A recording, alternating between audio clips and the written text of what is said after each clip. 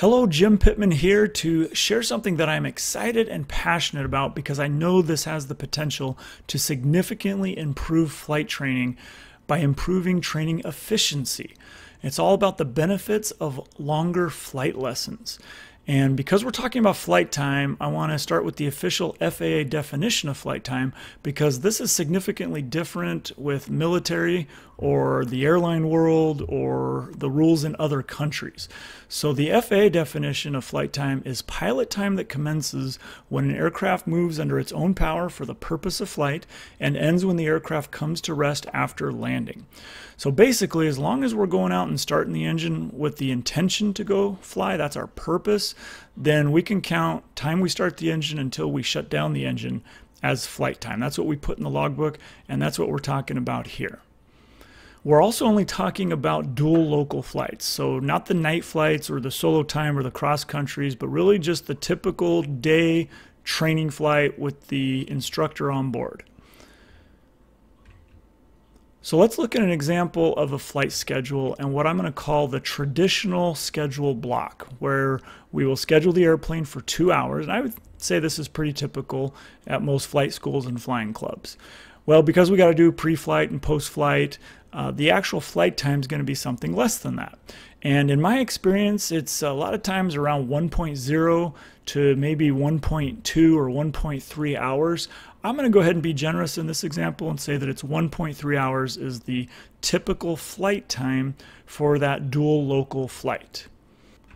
Now, a certain amount of that flight time is going to be doing the engine start, taxi, run up, and travel to and from the training area. Whether that's going out to do landings at the local airport or another airport or going out to the practice area, it's travel time. And I'm referring to that here as non-training time. Now, to be fair, I know that it is training time, and those things are important to practice, but I think we can all agree that after the first few lessons, most pilots do not need to be practicing the engine start, taxi, run up, and travel to and from the training area. In other words, the less we do those things, the more efficient the overall training is going to be. And that is what this technique that I'm about to show you is really based on.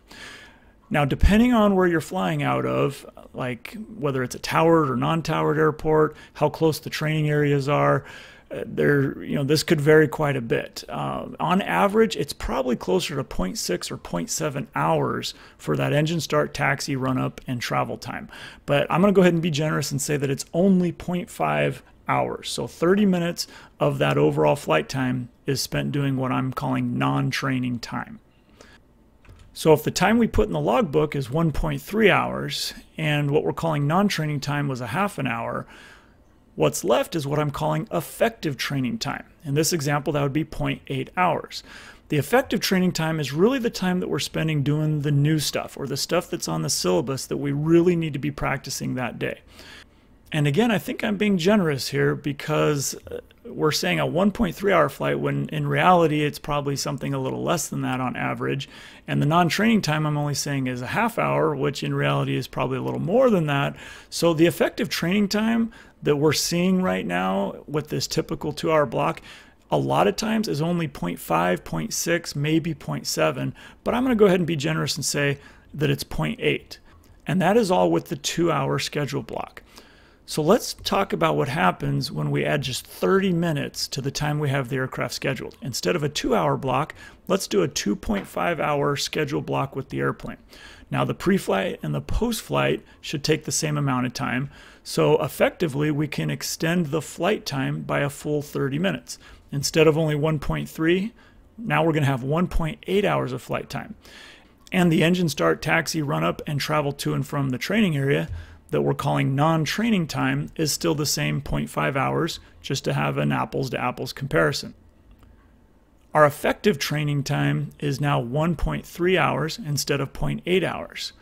So what we did is we increased the schedule block, the amount we had the airplane scheduled, by only 25%, but the effective training time going from 0.8 hours to 1.3 hours is a 62.5% increase in the effective training time. Only 25% longer on the schedule gave us more than 62% increase in training time. Very significant. And that is something to be excited about. Now, what if we go another 30 minutes? Instead of a 2.5-hour block, let's do a 3-hour block, and let's compare it to the traditional 2-hour block that we started with. So again, pre-flight and post-flight should take the same amount of time.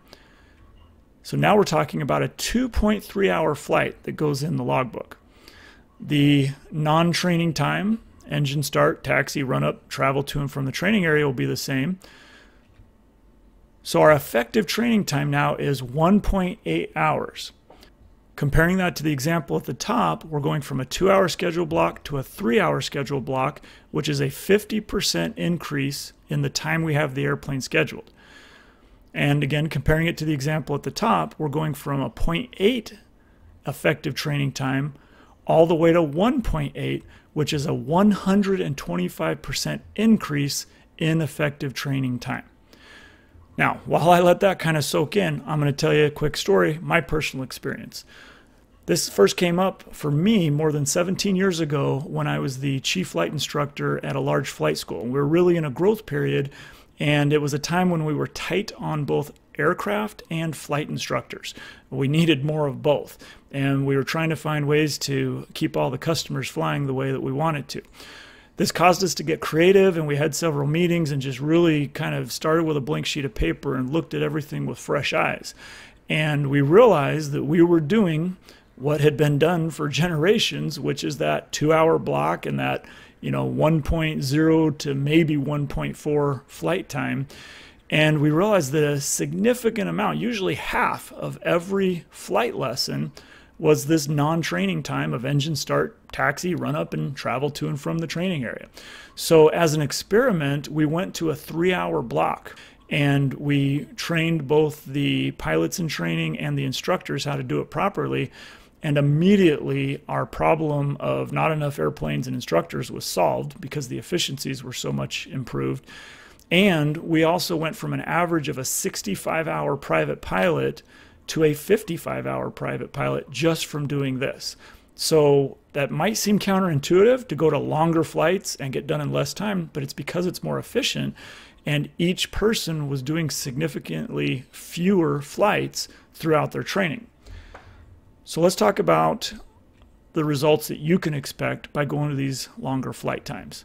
First of all, as I was just talking about, fewer number of flights. So we're doing fewer pre-flights and less taxiing and less travel time to those training areas. Significant increase in aircraft and instructor efficiency. So if you want to do more with the instructors that you have or the aircraft that you have, this is a great way to accomplish that.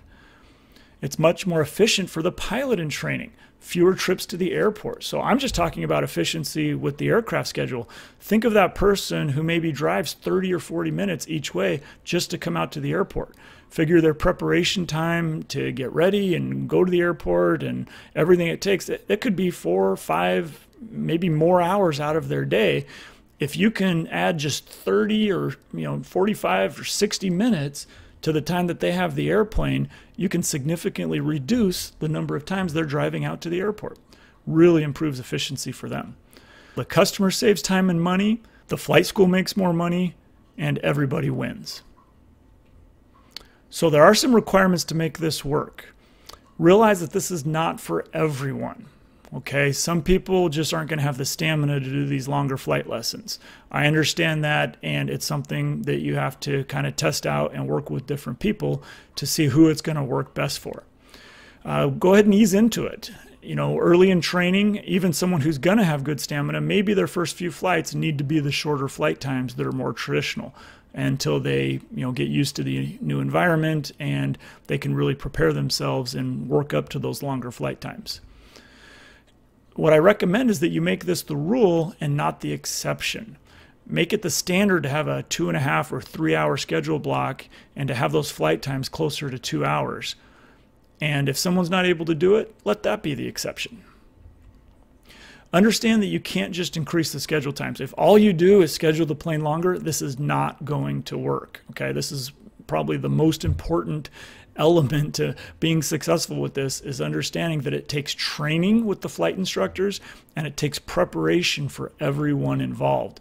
Both the instructor and the pilot in training must be thoroughly prepared, meaning there's enough content. You can't just go drill holes in the sky for an extra 30 to 60 minutes and expect to be more efficient.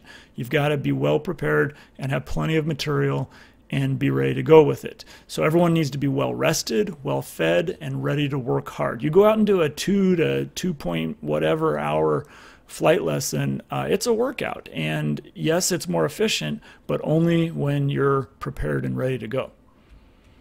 For most traditional flight syllabi, you will be accomplishing 2 lessons in one flight. And that can work both Part 61 and even Part 141. As long as the chief flight instructor has it written into the training course outline, there's nothing wrong with doing 2 lessons in one flight. So the next steps that I recommend, give it a try. If this is a new idea for you, do your own experiment and again, follow the steps that I'm recommending here to be successful with it and see how it works. Even if you're not sure, just make it a fun experiment. For pilots, please share this with your flight instructor. And you instructors, please share this with your flight school manager. If you agree this is a good idea, please like, comment, and share. I'd love to interact with you in the comments below. Thank you for taking the time to watch. I hope you really take this to heart, at least give it a try, and enjoy the benefits of having longer flight lessons.